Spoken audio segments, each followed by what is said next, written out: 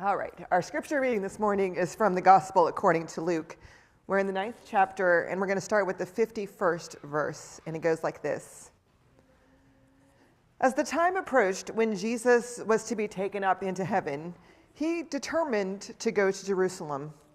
He sent messengers on ahead of him, and along the way they entered a Samaritan village to prepare for his arrival. But the Samaritan villagers refused to welcome him because he was determined to go to Jerusalem. When the disciples James and John saw this, they said, "Lord, do you want us to call fire down from heaven to consume them?" But Jesus turned and spoke sternly to them, and they went on to another village. As Jesus and his disciples traveled along the road, someone said to him, "I will follow you wherever you go." And Jesus replied, "Foxes have dens, and the birds in the sky have nests, but the human one has no place to lay his head." Then Jesus said to someone else, "Follow me." He replied, "Lord, first let me go and bury my father." And Jesus said to him, "Let the dead bury their own dead, but you go and spread the good news of God's kingdom." Someone else said to Jesus, "I will follow you, Lord, but first let me say goodbye to those in my house." And Jesus said to him, "No one who puts a hand on the plow and looks back is fit for God's kingdom." This is the word of the Lord. Thanks be to God. So Jesus here has a problem.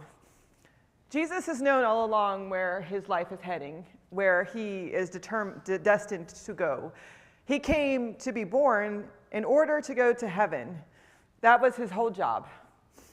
And he knew the whole time that that was what his job was. But he found himself in a situation where his disciples were not on board with that game plan.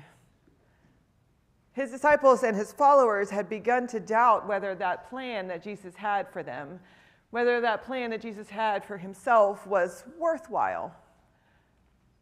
So they began to look for loopholes. Maybe, Jesus, you don't have to go to Jerusalem after all. You can just stay here in this Samaritan village with us where we'll give you bread and food and places to sleep. You can choose that. You can stay here with us. And Jesus says, "No, I'm called to go on to Jerusalem." The next person comes up to him and says, "Jesus, I would love to follow you, but I've got a few things I got to take care of first. I've got a few things I got to take care of back at my house." And Jesus says, "No. If you're going to follow me, you have to drop everything that you have and come and follow." Then a second person comes to Jesus and says, "Jesus, I want to come. I would like to go with you to Jerusalem. I know it's going to be a hard journey, but I feel like I'm going to need to follow you. And so I'm willing to come, but first let me grieve my father," which seems like a legitimate request. I've always been really angry at Jesus' response here. Let the dead bury their dead. You go and follow. And then finally, the last person comes and says, "Jesus, I'm willing to follow. I'm willing to do the hard work that you have for me to do, but first I need to reconcile my bank account. I need to check my check register," which sounds a little bit like an excuse to me, honestly, because nobody, maybe other than John, likes to check their check register, right?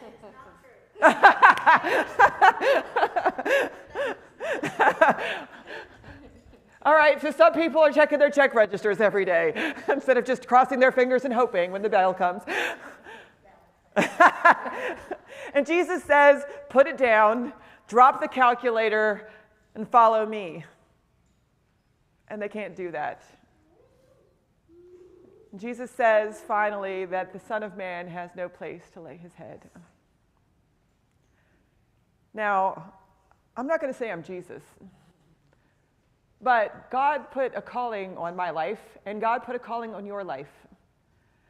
And the one thing that is true is that callings cost you. Callings cost you something. They should be hard.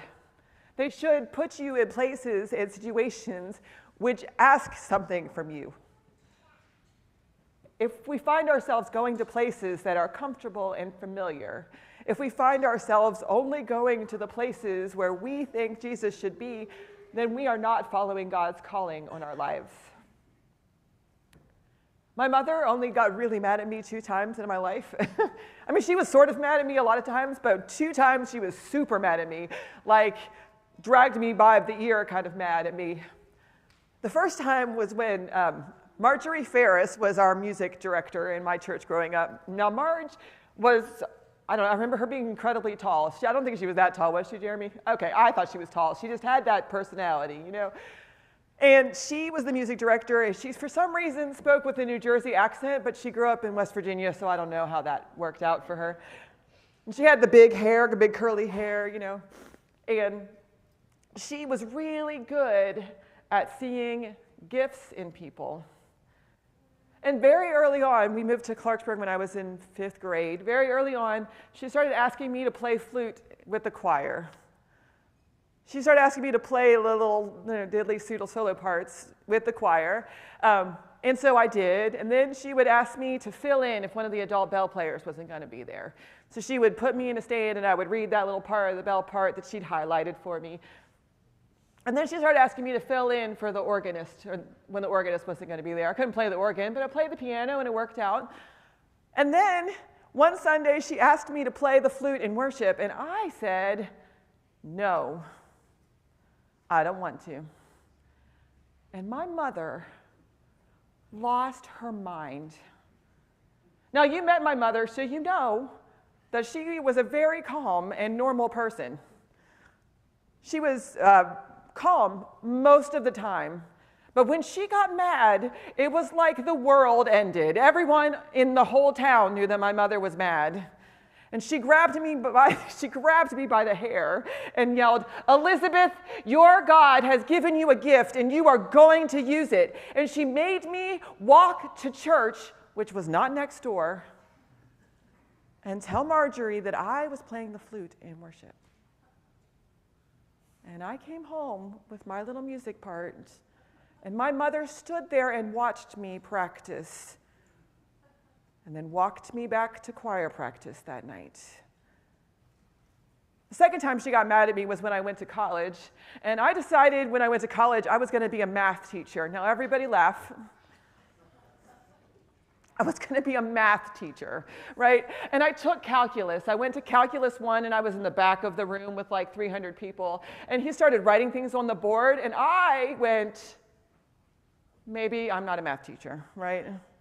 My mother drove to college, which was like 3 hours away, pulled me out of calculus class. She walked right into calculus. I'm not joking. Right into calculus class, grabbed me by the hand, pulled me upstairs to the registrar's office and said, "You are joining the band." Okay. Your God gave you a gift and you are going to use it. And so I joined the band and the choir and then the theater program. And then I met my husband because I was assigned to be his makeup artist. And we did an opera together. And then we just started to spend time together. And then we did music together, and I accompanied him on his senior recital. And we got married and had children, and then found ourselves moving to seminary for God knows what reason, because I was not going to be a minister, Lord knows. I was not going to be a minister, and I was not going into youth ministry. Those were the 2 things I told God I was not doing. I will go to seminary, I will study, I will do something. I am not going into youth ministry, God. Which is funny, because what's the first thing God did? Called me to a church where I did youth ministry. And it turns out that I had a gift for that. Because God knows better than we do. God always knows better than we do what our next step should be. God is always calling us to something that makes us uncomfortable, that asks us to explore our gifts, that asks us to ask the questions, what does God see in me that I don't see in myself? And so that is always the challenge for us, is to ask ourselves honestly at the moment of transition what God is calling us to do. What about this next step makes us uncomfortable? What about this next step is asking me to use a gift that maybe I haven't explored? What is it about this next calling that you have on our lives that is asking us to leave the plow behind and follow the Spirit instead? God has a calling for each person in this room. And in this moment of transition, this is the time to ask the questions. I read an article the other day that the Sticky Faith Institute is a work by Fuller Seminary. They're studying youth and how to help youth grow into adults, Christians. How do we help them grow their faith from youth group faith into adult faith? They did a study and they said that the number one determination of if someone's going to have an adult faith, two things. One, did their dad go to church? I don't know why it's dads and not moms, but apparently it makes it a family value instead of just mom's value. Does your dad go to church? And the second thing was, when you go to college, do you choose to go somewhere to explore your faith? They said the choices you make in the first 2 weeks of college determine your entire college life, what it's going to look like. Do you go to class? Do you study? Do you go home to your dorm room at the end of the night instead of going to wherever your friends are going at 2 in the morning? Side note, nothing good happens at 2 in the morning. In the moments of transition, it's the first weeks that determine how the rest of it will go. And so we have this opportunity. You have an opportunity to determine how the rest of the years will go. And it's the choices we make today that will define that. And so I encourage you to seek God's leading even when it's hard, maybe especially when it's hard. To seek God's leading when it makes you nervous. To seek God's leading when it makes you anxious. To seek God's leading when it asks you to let somebody else bury the dead. Because that is where God is to be found. Join me in prayer.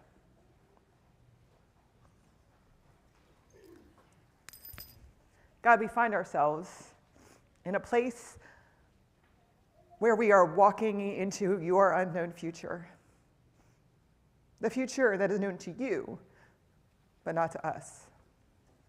We find ourselves in this moment of transition, seeking to be found, seeking to discover what you see in us that we do not see in ourselves, to use the gifts God gave us even when we don't want to say yes instead of no, and to find ourselves with you on the path that you are walking. And we ask these things from you this day and every day. Amen.